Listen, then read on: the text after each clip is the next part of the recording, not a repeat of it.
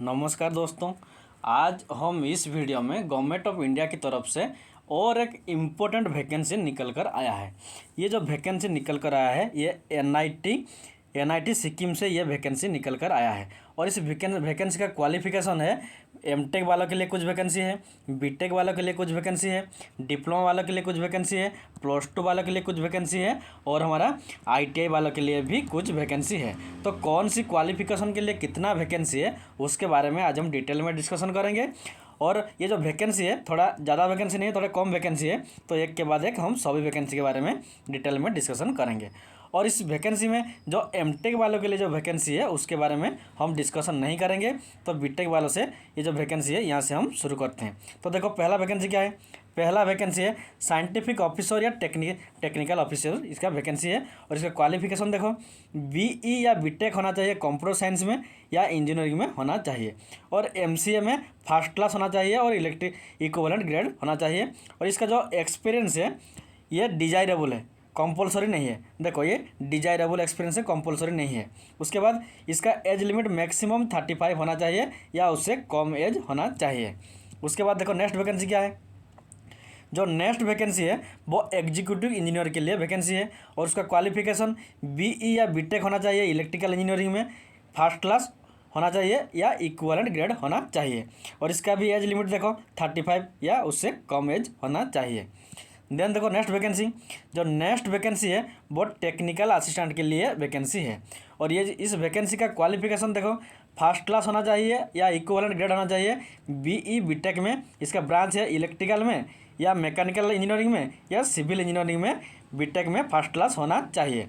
और अगर आप डिप्लोमा वाले हैं तो फर्स्ट क्लास होना चाहिए डिप्लोमा में इलेक्ट्रिकल इंजीनियरिंग में या मैकेनिकल इंजीनियरिंग में या सिविल इंजीनियरिंग में फर्स्ट क्लास होना चाहिए। और इसका भी एज लिमिट देखो मैक्सिमम 30 ईयर्स मीन 30 ईयर या उससे कम होना चाहिए एज लिमिट। देन देखो नेक्स्ट वैकेंसी क्या है। जो नेक्स्ट वैकेंसी है वो सुपरिटेंडेंट के लिए वैकेंसी है।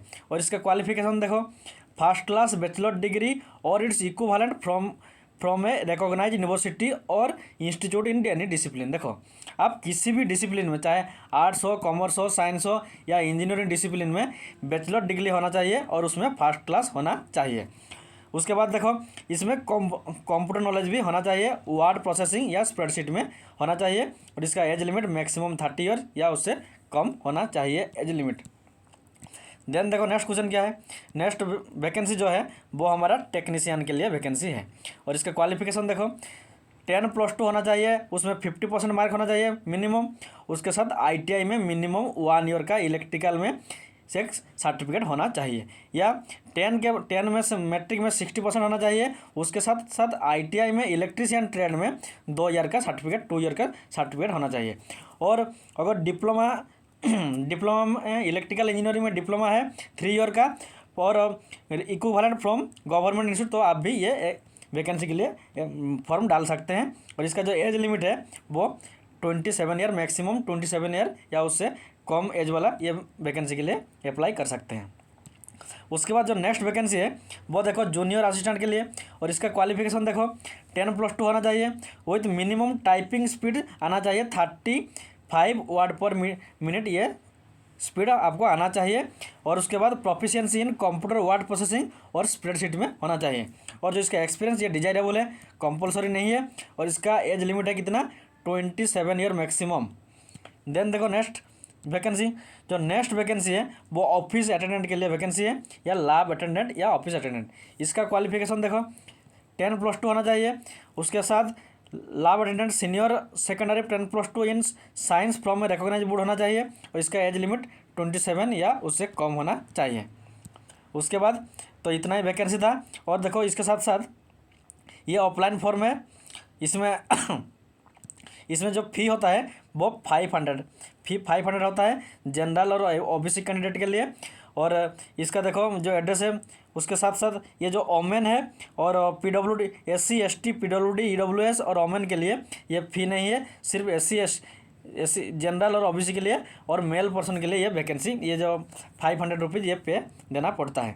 उसके बाद देखो फ़ी, उसके बाद देखो और उसके बाद ये लास्ट डेट, क्लोजिंग डेट देखो क्लोजिंग डेट 6 दिसंबर 2021 इसका लास्ट डेट है। और इसका जो एड्रेस है the registrar NIT Sikkim, Barfung block, Rabangla, south Sikkim, ये था उसका एड्रेस। इस एड्रेस में आपको भेजना होगा हार्ड कॉपी। उसके बाद